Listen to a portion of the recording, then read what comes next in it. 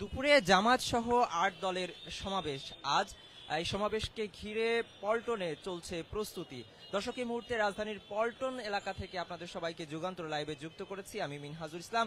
দেখানোর চেষ্টা করছি এখানকার সর্বশেষ পরিস্থিতি। দর্শক, আপনাদেরকে একটু জানিয়ে রাখি যে আজকে দুপুর ২টা থেকে জামায়াত সহ যে ৮টি সমমনা রাজনৈতিক দল রয়েছে তারা যুগপৎ আন্দোলনের অংশ হিসেবে তাদের যে ৫ দফা দাবি, সেই দাবি আদায়ের লক্ষ্যে আজকে সমাবেশের ডাক দিয়েছিল।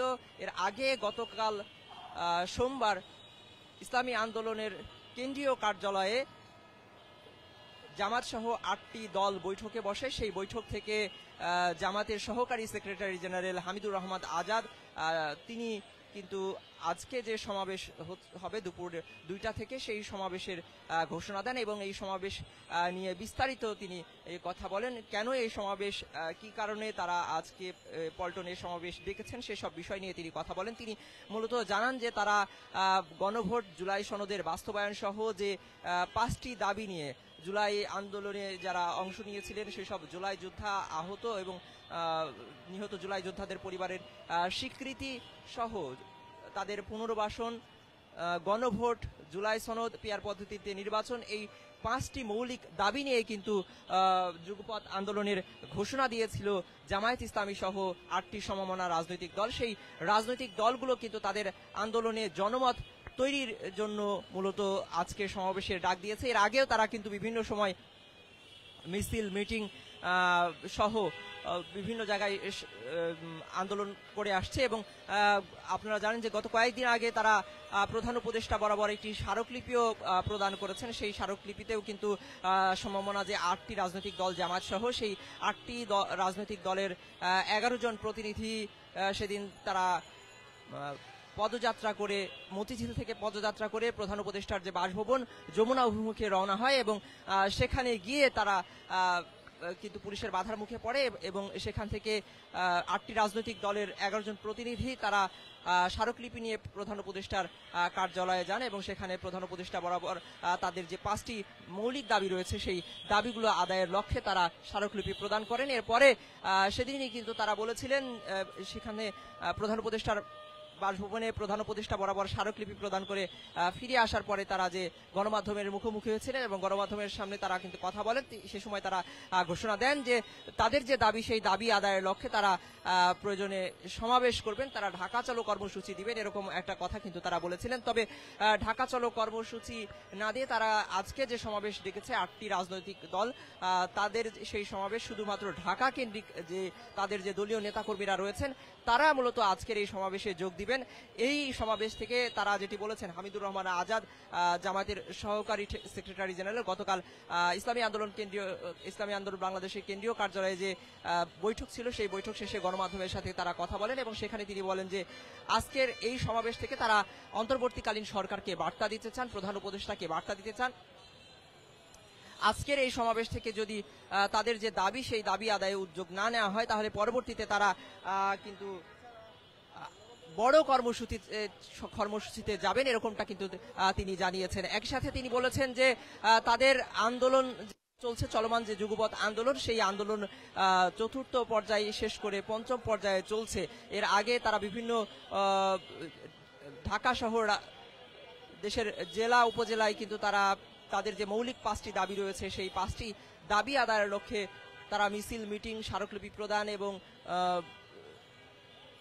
জনমত সৃষ্টির জন্য কিন্তু তারা কাজ করেছেন। আজকের সমাবেশ থেকে মূলত তারা একই ধরনের বার্তা দেবেন বলে কিন্তু তারা জানিয়েছেন। আজকের এই সমাবেশে তাদের যে দাবি সেই দাবি আদায়ের লক্ষ্যে এই পল্টন মোড়ে যে অস্থায়ী মঞ্চ তৈরি হবে সেই অস্থায়ী মঞ্চে বক্তব্য রাখবেন জামায়াত সহ ইসলামী আন্দোলন বাংলাদেশের কেন্দ্রীয় নেতারা। যে 8টি রাজনৈতিক দল রয়েছে এই 8টি রাজনৈতিক দলের মধ্যে রয়েছে ইসলামী আন্দোলন বাংলাদেশ খেলাফত মজলিস, নিজামে ইসলামী party, Bangladesh development party, Jagpa. এই মূলত এই যে 8টি রাজনৈতিক দল তারা একসঙ্গেই কিন্তু যুগপৎ আন্দোলন করেছেন। এই আন্দোলনের পরিপ্রেক্ষিতে এক পর্যায়ে গতকাল কিন্তু আমরা গণমাধ্যম কর্মীরা জামায়াতের যে নেতা হামিদুর রহমান আজাদ তার কাছ থেকে কিন্তু জানতে চেয়েছিলাম যে তারা কি আসলে নির্বাচনে জোট গঠন করতে যাচ্ছে কিনা। তবে তারা যেটি বলেছেন যে জোট নয়, এটি একটি আন্দোলনের প্ল্যাটফর্ম। তারা মূলত তাদের যে মৌলিক 5টি দাবি রয়েছে সেই দাবি আদায়ের লক্ষ্যে তারা একজোট হয়ে এই প্ল্যাটফর্মটিকে ব্যবহার করে তারা মূলত জনমত তৈরির চেষ্টা করছেন বলে তারা জানিয়েছেন। দর্শক, এই মুহূর্তে যদি পল্টনের যে জায়গায় এই অস্থায়ী সমাবেশ হবে আজকের যে দুপুরে জামাত সহ 8 রাজনৈতিক দলের যে সমাবেশ ডেকেছে সেই সমাবেশের মঞ্চ প্রস্তুত কিন্তু শুরু হয়েছে। যেহেতু এটি ভ্রাম্যমান একটি মঞ্চ হবে, তার আগে আমরা দেখেছি যে সাউন্ড বক্স নিয়ে আসা হয়েছে এবং সকাল থেকেই কিন্তু এখানে জামাত সহ 8 দলের নেতাকর্মীরা এসে কিন্তু জড়ো হতে শুরু করেছেন। এর আগে কিন্তু গতকাল সোমবার যখন এই সমাবেশ এর আগে সমাবেশের প্রস্তুতি নিয়ে গণমাধ্যমের সাথে কথা বলেন জামাত সহ 8 দলের নেতাকর্মীরা, তখন তারা জানিয়েছিলেন যে যেহেতু আজকে কর্মদিবস এবং কোনো সরকারি ছুটিও নেই, সেক্ষেত্রে এই কথা মাথায় রেখে মূলত তারা সমাবেশের সময় নির্ধারণ করেছেন দুপুর 2টা থেকে, যেন জনভোগান্তি কিছুটা কমানো যায়। এর আগে দেখেছি আমরা যে এই সমাবেশকে ঘিরে যে আইন শৃঙ্খলা রক্ষাকারী বাহিনীর সদস্যরাও কিন্তু প্রস্তুতি নিচ্ছেন, তারা কিন্তু বিভিন্ন পয়েন্টে অবস্থান নিয়েছেন, জড়ো হয়েছেন এবং এখান থেকে তারা সতর্ক অবস্থানে রয়েছেন। তার আগে কিন্তু আমরা জানিয়ে রাখি যে সমাবেশের আগে এবং বিভিন্ন মাধ্যমে যে আওয়ামী লীগ নেতাকর্মীরা তারা কিন্তু বলে আসছিল যে 13 তারিখে তারা তাদের নেতাকর্মীদেরকে মাঠে নামার হুঁশিয়ারি দিচ্ছেন। সে নিয়ে তারা কথা বলেছেন যে তারা প্রতিহত করার চেষ্টা করবেন। সব মিলে গতকালকে রাতেও কিন্তু রাজধানীর বেশ কয়েকটি জায়গায় ককটেল বিস্ফোরণের ঘটনা ঘটেছে, 2টি গাড়িতে আগুন দেওয়ার ঘটনাও ঘটেছে।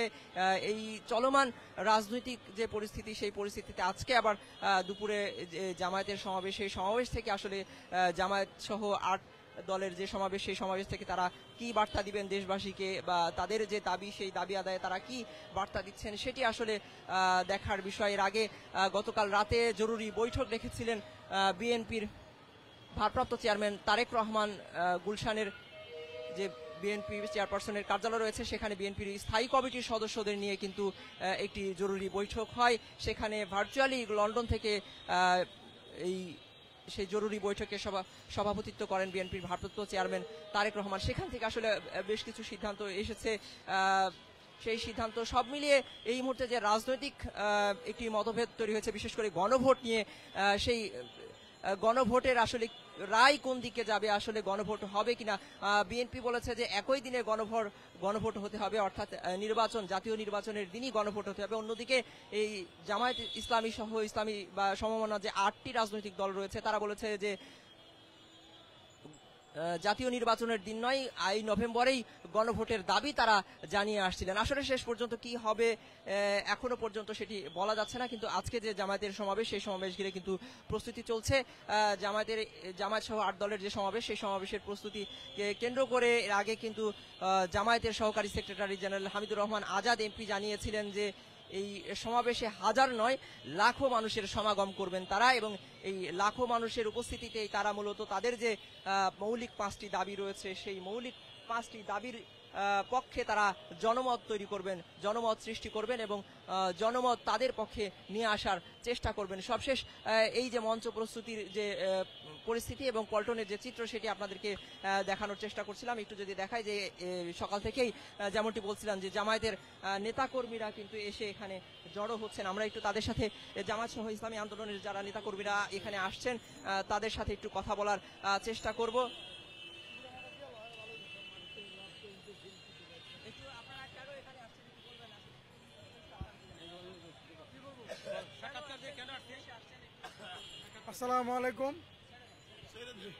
আসসালামু আলাইকুম। আমরা বাংলাদেশ জামাত ইসলামী আজকের আপনার যে 8 দলীয় জোটের যে প্রোগ্রাম, এই প্রোগ্রাম বাস্তবায়নের লক্ষ্যে আমরা ঢাকায় আপনার পল্টন মোড়ে সমবেত হচ্ছি।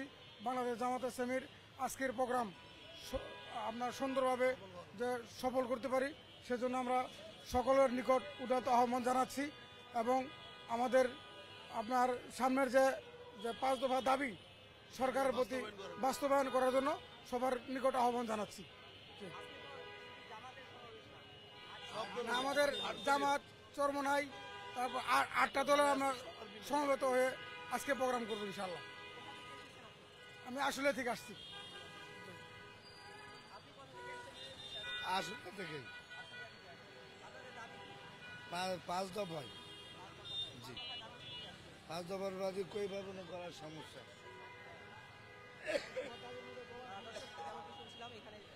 দর্শক যেমনটি শুনছিলাম যে এখানে যারা আসছেন ইসলামী আন্দোলন বাংলাদেশ, জামায়াত ইসলামী, খেলাফত মজলিস সহ যে 8টি রাজনৈতিক দল, সেই 8টি রাজনৈতিক দলের নেতাকর্মীরা তারা আসলে এখানে এসে জড়ো হচ্ছেন। দুপুর 2টা থেকে সমাবেশ হওয়ার কথা থাকলেও এখনই কিন্তু তারা এসে এখানে জড়ো হচ্ছেন। ইতিমধ্যে যেটি বলছিলাম যে সাউন্ড সিস্টেম সহ মঞ্চ তৈরির যে মালামাল সেগুলো কিন্তু এখানে নিয়ে আসা হয়েছে।